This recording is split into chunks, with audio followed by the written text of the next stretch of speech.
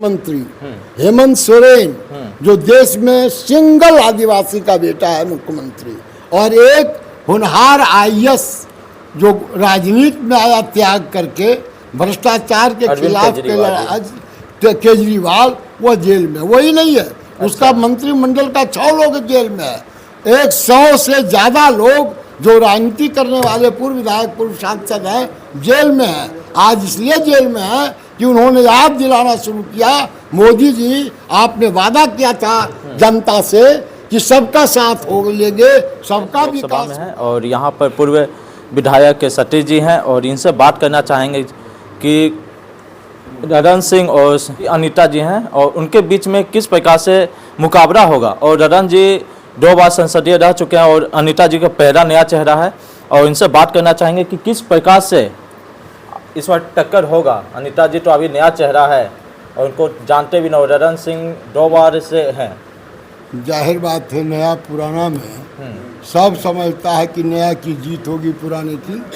हार होगी। अच्छा, इसलिए कि आम लोग ये समझते हैं कि रोटी क्यों जली, इसलिए कि उसको पलटा नहीं गया। अच्छा, है ना। पान क्यों सड़ा, इसलिए कि उसको कल्टा नहीं गया।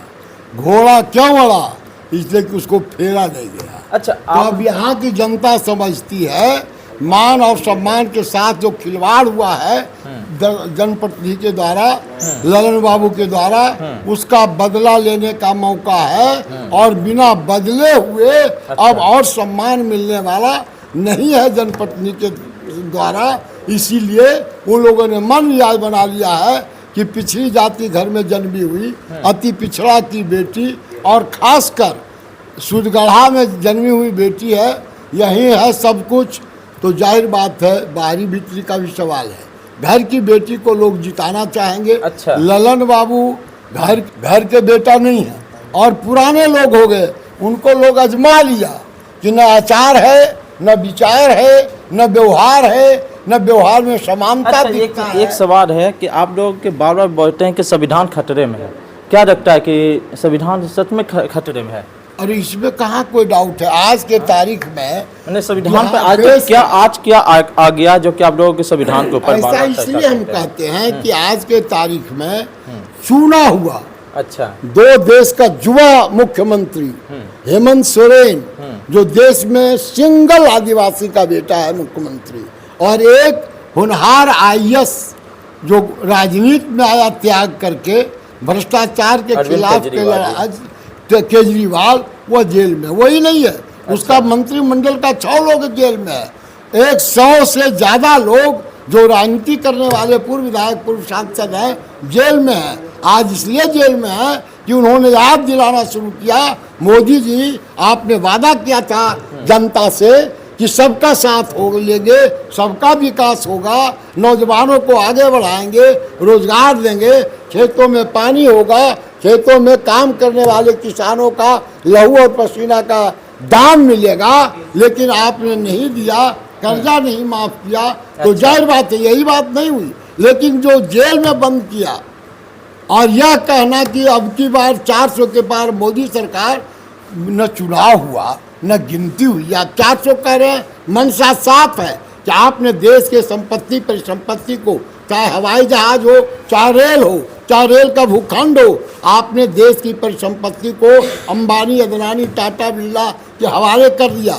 आज बेरोजगारी कहते हैं दूर कैसे करिएगा आप पर्सनल खाते में रेल दे दिया, हवाई जहाज दे दिया, लाखों की नौकरी चली गई। ये एक बात यह, और जो केजरीवाल और इसको हराने के लिए और 400 के पार जाने के लिए इस चुनाव आयोग को, सरकारी तंत्र को इस्तेमाल करके आना चाहते हैं। जाहिर बात है इसी के आधार पर हम कहते हैं यह डिक्टेटर बनना चाहते हैं। अच्छा, तानाशाह बनना चाहते हैं। और जो कुछ भी इनकी प्रवृत्ति है, रवैया है, वह तानाशाही रवैया है। इसीलिए हम कहते हैं कि अब आरक्षण है, आरक्षण बाबा भीमराव अंबेडकर ने दिया है, समानता के लिए दिया है। आजादी के परिवारों ने सोचा था देश आजाद होगा, लोग बराबरी के हिस्सेदारी हो गए, वोट देने का अधिकार हुआ, सबको समाप्त करना चाहते हैं। इसलिए हम कहते हैं अधिनायकवादी प्रवृत्ति का मोदी और शाह किसी को पता चलता है कि और मंत्रिमंडल है?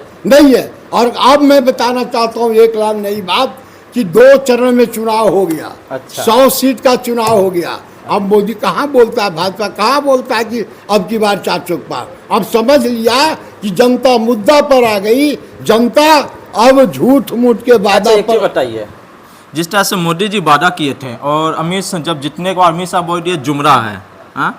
और अब तेजस्वी यादव जी का है जहाँ पे मंच पे जाते हैं वो 1 लाख की बात कहते हैं, हम बहनों के इस रक्षाबंधन में 1 लाख रुपए देंगे। क्या लगता है कि इसको भी जुमरा तो नहीं बता दिया जाएगा? नहीं। क्योंकि 1 लाख रुपए नहीं। कम नहीं होता है सर। नहीं, देखिए जो 10 वर्ष में दिखा है उसके आधार पर हम कह सकते हैं उन्होंने कहा कि जुमला है, लेकिन हमारे नेता ने कहा कि हम 10 लाख लोगों को रोजगार देंगे। अच्छा। तेजस्वी जी ने कहा, चचा ने विरोध किया, चचा ने हड़काया कि अच्छा। पैसा तुम कहाँ से लाओगे, वेतन कहाँ से देगो, तुम अपना बाप का पैसा लाओगे।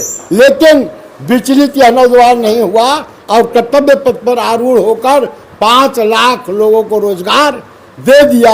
इस आधार पर हम कह सकते हैं कि हम जुमलेबाजी हमारा नेता नहीं कर रहा है, वास्तविकता है और जनता के सामने जो गारंटी दे रहा है उस गारंटी में दम है। अच्छा इस बार मुंगेर लोकसभा का क्या रहेगा, मुद्दा क्या रहेगा?